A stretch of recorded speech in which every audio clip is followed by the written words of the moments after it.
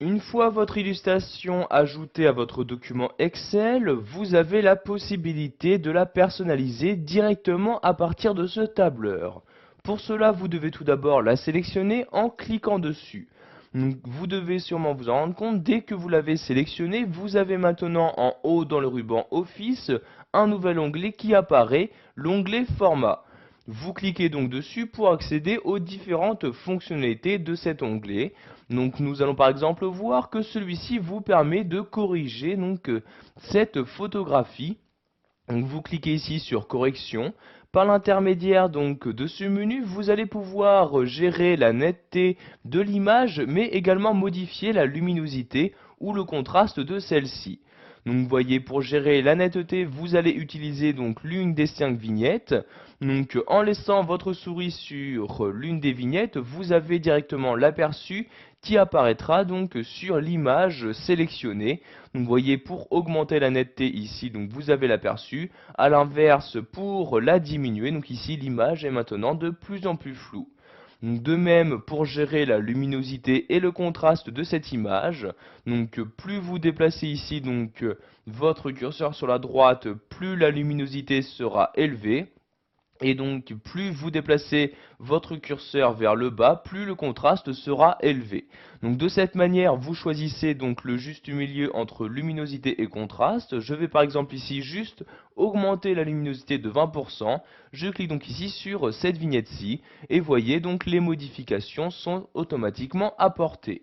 De la même manière, vous pouvez changer les niveaux de couleur de cette photographie.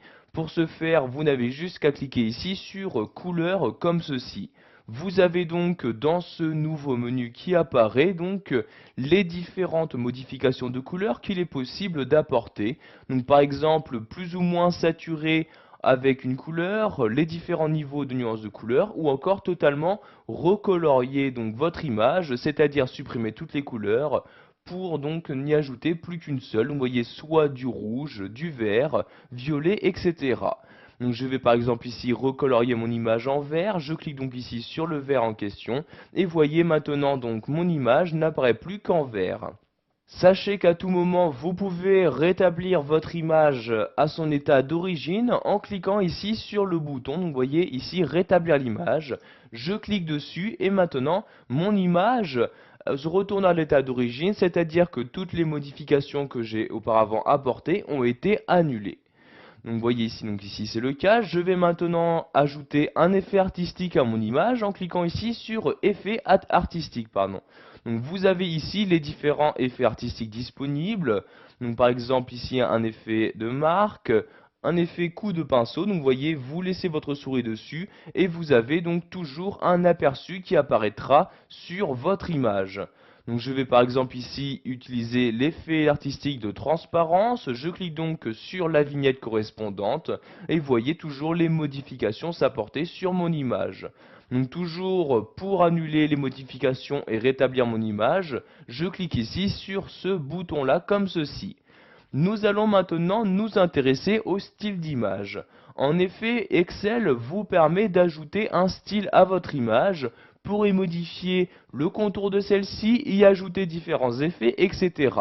Donc pour accéder à tous les styles d'image proposés par ce tableur, je clique ici sur ce bouton-là. Apparaît donc dans ce menu ces différents styles. Donc toujours en laissant votre souris dessus, vous aurez un aperçu directement sur l'image en question. Je vais par exemple ici utiliser ce style-ci, je clique donc dessus une fois et voyez donc le style est appliqué à mon image. Si vous souhaitez maintenant personnaliser ce style, par exemple modifier la couleur de bordure de l'image, je clique ici sur bord de l'image et je choisis donc ici dans ce menu la couleur que je souhaite maintenant utiliser pour le contour de mon image. Donc ici je vais par exemple prendre le rouge pour que nous puissions mieux voir les changements. Je clique donc ici sur le rouge et voyez maintenant tout autour de l'image il y a bien une bordure rouge qui y apparaît. Pour finir, nous allons voir qu'il est possible de rogner votre image. Cette fonctionnalité est très utile pour enlever la partie de l'image que vous ne souhaitez pas garder. Donc pour rogner l'image, je clique ici sur rogner comme ceci. Vous avez donc maintenant votre image qui se remet droit ici comme ceci et vous allez choisir la partie que vous souhaitez supprimer. Donc, par exemple ici, si je souhaite supprimer cette partie du bâtiment, je vais déplacer ici mon curseur, donc je clique sur cette partie-là, je maintiens le clic de ma souris et voyez, je réduis ici mon image.